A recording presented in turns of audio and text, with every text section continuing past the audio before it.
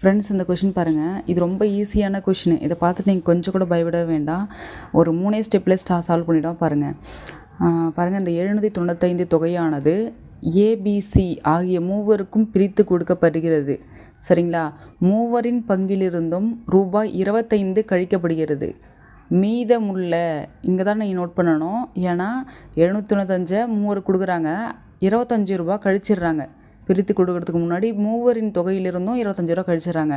அப்போ பாருங்கள், மூவரின் தொகையிலிருந்து 25 ரூபா, மொத்தம் 75 ரூபா. இந்த 795 ரூபாயிலேருந்து நம்ம முன்னாடியே மைனஸ் பண்ணிடணும். இதான் இந்த கணக்கில் இருக்கிற ட்விஸ்ட்டே.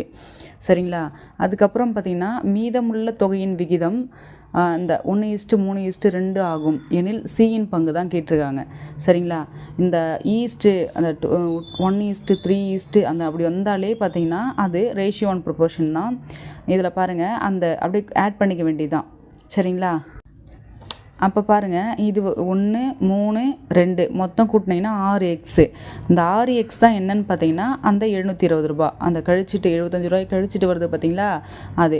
அப்போ 6x = 720 ரூபானா இப்போ என்ன பண்ணணும்னா, இந்த எக்ஸ் இந்த 6 அந்த சைடு போயிடுச்சுன்னா இங்கே 6 இங்கே வந்துடுங்களா. அப்போ 1 6 மிச்சம் 1 2 6 126. அப்போ எக்ஸோட வேல்யூ வந்து 120. சரிங்களா?